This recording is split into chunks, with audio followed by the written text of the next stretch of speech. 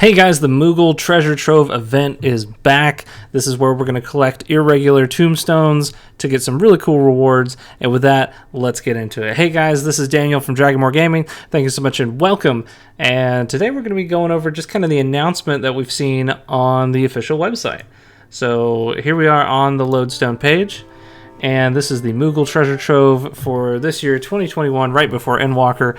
And this is going to be starting on Tuesday, October 19th, and is going to run all the way up to the patch 6.0, meaning Endwalker, when it releases. Now, we're not 100% sure if that means that it's going to be on the early access date on that November 19th or November 23rd when it is official release to everyone.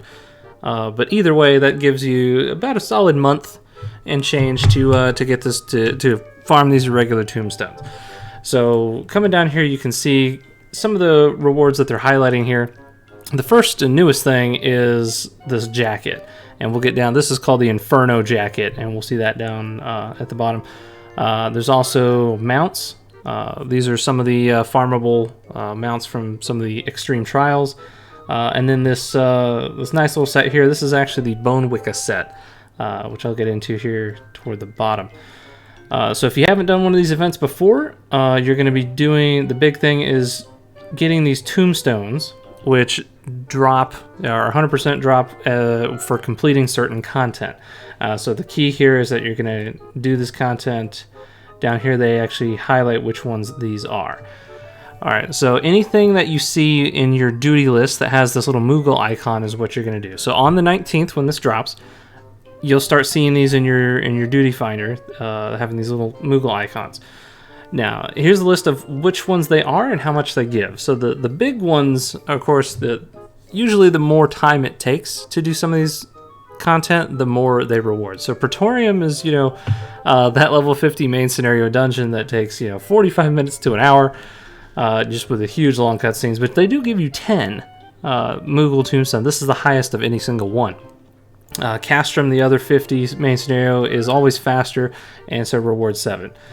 Now, farming those is going to take a lot of time, is going to be kind of annoying, so I want to go through and actually kind of test some of these other ideas, these other dungeons, these other trials to see which ones are faster. So I'll be doing a follow-up video on Wednesday, so the day after this comes out, I'm going to be running all these content, these different dungeons and PvP things, just to see how the queues are and see how long it takes to actually do these, so we can see which ones are actually faster. Because you do get 5 for the Amarat level 80 dungeon, right? This is that main scenario dungeon, so won't spoil anything if you haven't done. This is like one of the last dungeons of Shadowbringers, right before the end of the story, so I'm not gonna spoil anything there. But so it is a level 80 dungeon, and when you come down to PvP, now it says 3 or 5, and this is just simply, since it's PvP, it's either win or lose.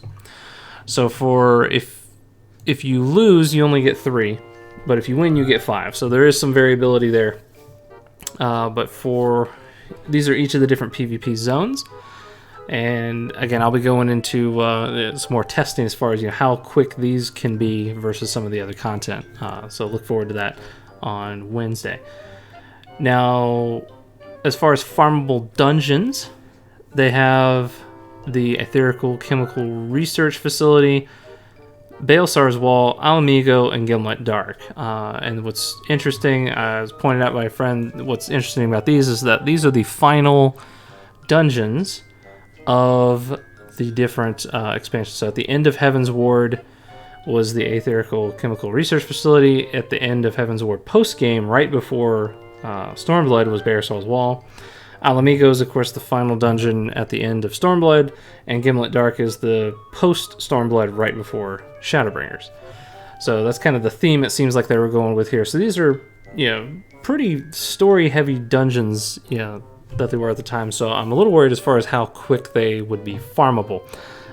In the past, these irregular Moogle tombstones, we've been able to do Aurum Vale, which I know lots of people don't hate Aurum Vale, but it is really easy to farm, especially with blue mages. That you just pull everything to the boss room and just nuke everything down.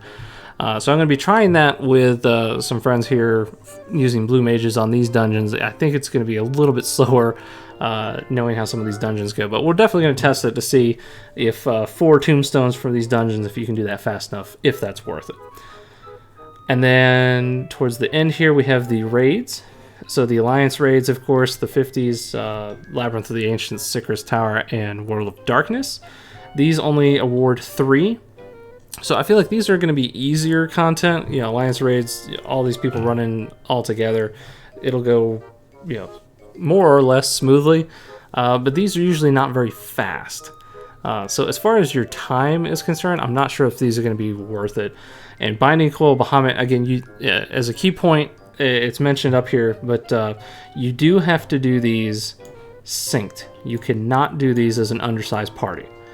So that is a very, very important thing. So if you go in undersized thinking, oh, I can just clear this in like 2 or 3 minutes, or with a friend or something, just, use my 80s, it doesn't work. It does not reward you tombstones. So you have to do it of level synced. And so for that reason, I would throw out Binding Coil Bahamut turn 1, because that's like your old school, if you've never done it, that's like kind of like the old school WoW raids where you have the whole bunch of trash that you have to clear before you get to the boss, and then you actually fight the boss. And, similar, not as bad, but still similar for turn 2. So these just chew up a lot of your time that you're not gonna want to do. So coming down to some of the faster content would be the story raids. These are the Stormblood 70 raids, so Delta Escape 4, Sigma 4, and Alpha Escape 4. So this will be X Death, Kefka, and Omega. And those, so as far as raids go, I mean, these, you only have to do these on normal, so you don't have to do them on extreme or anything, but these are still kind of, boss fights. These are still long boss fights, and it's going to be similar with the containment bays of the Warring Triad here, Sephiroth, the Sophic, and Zervan. So out of these, it seems like, and again, I want to test these, but I think the containment bay P1, so for the Sophic boss, I think that's the fastest out of all of these, and we're going to see, so if, how quickly, again, synced, so it's everybody's going to have to be, 60 doing it legit, but doing it on normal, this might be the fastest one. We'll definitely test that, but it still only awards you 2. Okay, so that'll be for which content you'll have to do, but as far as the rewards, you're going to go turn into the Iterate Moogle at any of the major cities. And the big ticket item here for 100 Moogle tombstones is the Inferno Jacket. So this will be exciting because typically for these kind of irregular events, they usually have like 100, cost item. But in the past, it's been kind of like an earring or a necklace or just something simple or, small. And that's just, unfortunately, it didn't really have enough, gravitas to it. You would almost skip it just because it's like, wow, it's 100 tombstones just for that. I don't know about that, but this one I'm excited about because it's a chess piece, so this is actually going to be like really visible so that you can kind of show off that you work, you farm, you got this. Now, and I'll go into these more when the actual event comes out, but the mounts that you get, this is one from Byakko, so you could farm Extreme Byakko for that one or save yourself some time and get it here. The Dark Lantern is from Nidhogg Extreme. And Styled Hair, this will be from PvP.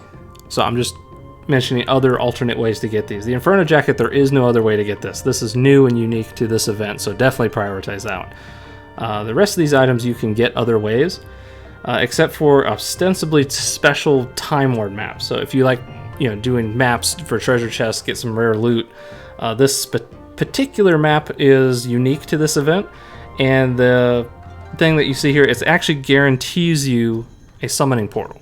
So you don't have to, it's usually luck of the draw as far as you find the treasure chest, and maybe it spawns a portal to like the optional, treasure zone, and maybe it doesn't. But this particular map will always guarantee a portal. So I think this is going to be nice to use. It is untradeable, so I was hoping that we could sell these in the market, but you can't. They are untradeable.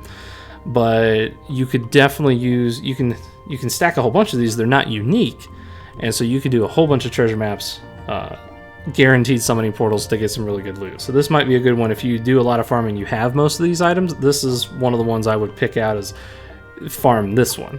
So going down some of these bardings, yeah, there's some of these other mounts and bardings. Again, you can get other places. This is from a special fate in the peaks in the Stormblood area. The next several items are all Beast Tribe related mounts. So if you don't feel like farming all the Beast Tribe quests, you can just buy all the mounts here. That goes all the way through the Direwolf. The Xanthos and Enbar whistles, these are the horse mounts from the ARR trials. So the first one will be Garuda Extreme and then Leviathan Extreme.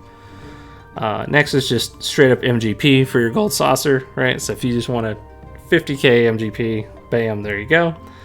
And then the rest of these items are really cosmetic. You can get like a little cat tree, herbs, a kitchen set, a lamp, and a fat cat sofa. All of these are craftable. Don't really worry about these. You can buy these on the market board.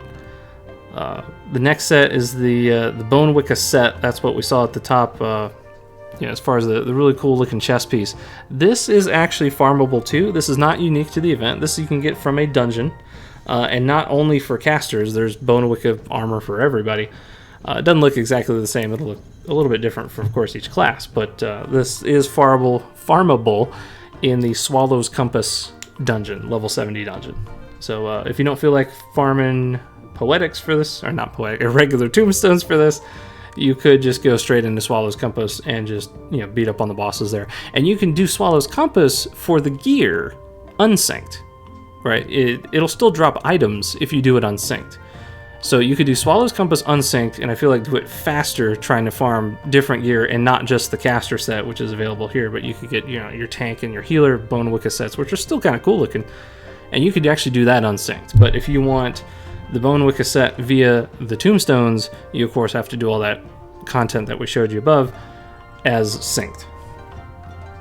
And then the next is all the different riding maps for the ARR zones. And the riding maps make you run faster, or not run faster, but drive or chocobo faster on the ground. Now that they've introduced flying mounts, these are mostly obsolete in my opinion. So these are kind of like cool, nice to have for completionist sake, but really not worth it in my opinion.